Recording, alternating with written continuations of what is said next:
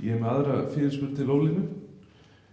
Fyrst við erum sammála að fullgjald sé hæsta mögulega verð á nýtingarrétti og aðeins ná með útboði á aflaheimildum, hvers vegna hefur ríkisstjórnin og stjórnarmeirihlutin á Alþingi ekki fagnað tillögum stjórnarlagsráðs þetta tiltekna auðlindaákvæði sem í rauninni í samræmi við stefnu beggja stjórnarflokka og kemur á besta tíma fyrir ríkissjóð sem rekinn með tapi og rambar á barmi gjaldþrots á meðan ca. 40-50 manns hagnast í dag á hverjum degi svipað og kostar að reka Landspítalann á hverjum degi. Takk fyrir. Eins og ég sagði áðan, þá tala ég hér fyrir mig. Steingrímur og Jóhanna verða að tala fyrir sig.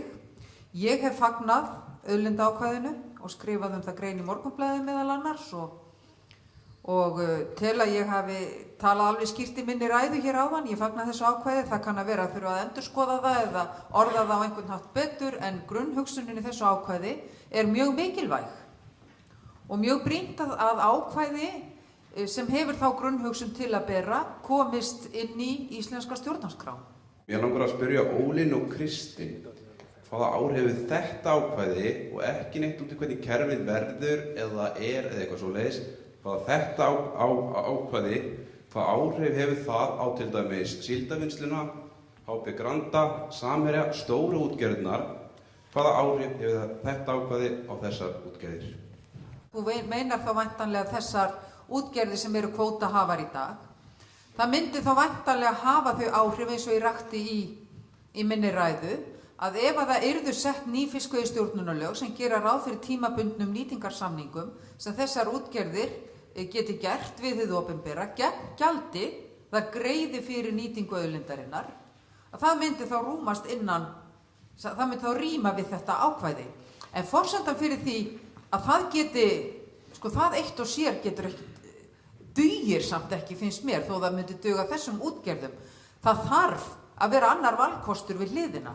Hinn opni leigupottur sem síðan menn hér inni, kvótalausar útgerðir og nýliðar og aðrir, geti sótt aflaheimildirnar í á grundvelli tilboða. Þetta tvennt verður að vera til staðar til þess að sé hægt að tala um það að við séum að svara atvinnufrelsis og jafnræðiskröfunni. En að því þú spurði beint hvað áhrif þetta hefði á núverandi útgerðir, þá hefur þetta í raun og veru engin önnur áhrif en þau að þetta skýrir þeirra sín fram í tíman. Þetta er tímabundin nýtingarsamningur þar sem skýrt kveðið á réttindi og skyldur og kvaðir, umgengni við auðlindina, skattskil, lögskyldu vonandi til að vera með löglega kjarasamninga og svo framvegis.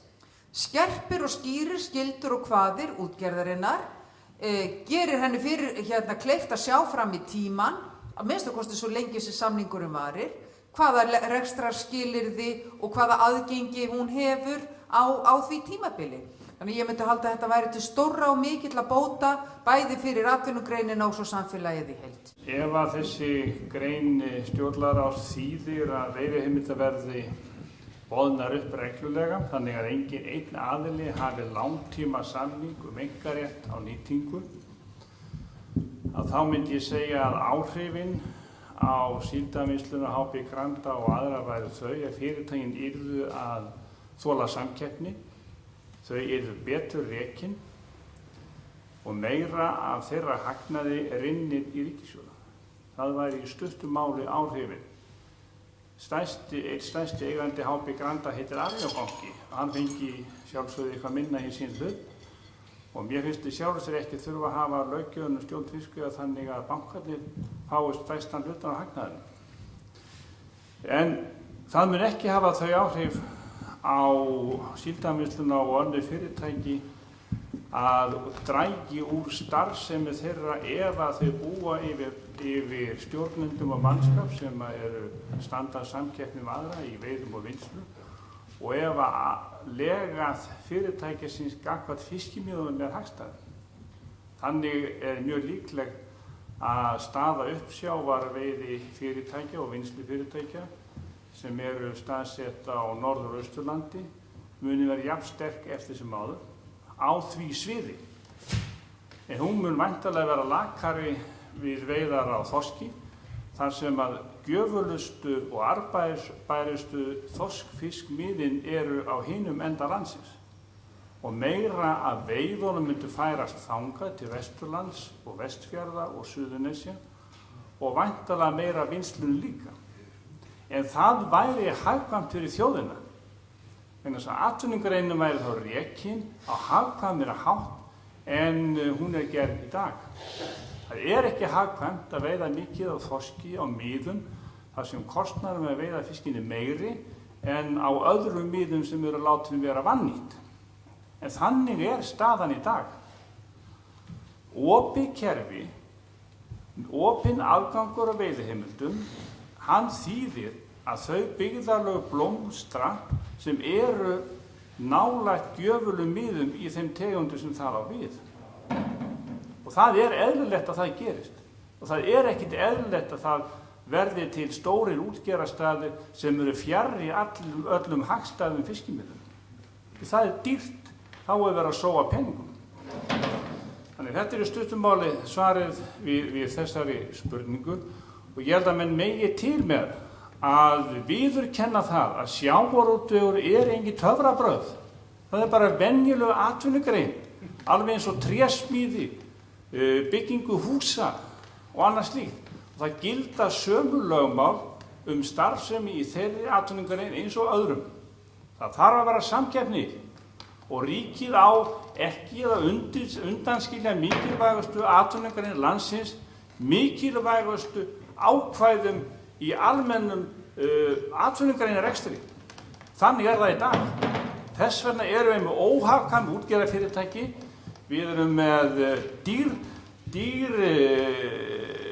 dýra útgerð í heild sinni og við erum að sóa peningum í meiri kostnaði við þurfum meðan við núverandi fyrirkomulag. Það er það sem er höfuðgallinn, þess vegna það er kerfisbreytingu, ekki hækkun veiðigjalds í óbreyttu kerfi, að það er kerfisbreytingu, það er lykillinn. Ég vil beina orðum mínum að Friðrik. Honum var tíðrætt það að með því að sko, ríkið verði skaðabótaskylt vegna breytinga á kvótakerfinu, innköllun á kvótakerfi og svo framvegis. Ef að ég man rétt, ég er nú ekki með þetta fyrir fram að mig, þá tel ég það vera þannig að í lögunum kvótan þegar hann var settur á, þá ef kæmi til innköllunar eða breytingar, þá yrði ríkið aldrei skaðabótaskylt. Mér minnir Alþýðuflokkurinn hafi komið þessi gegn á sínum tíma og þetta hafi verið sett í lög.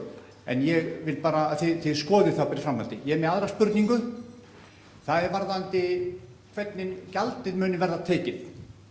Mér heyrist menn vera að tala um það að útgerðarmenn greiði afnotagjald af auðlindinni eftir þeir eru búin að greiða sína vexti og kostnað af rekstri útgerðar.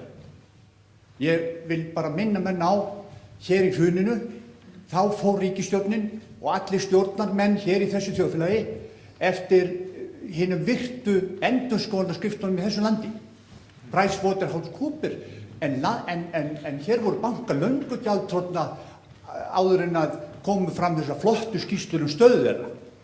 Þess vegna vil ég meina, til þess að ná inn auðlindagjaldi af þessari auðlind, þá þarf allur fiskur að fara á markað með lögum.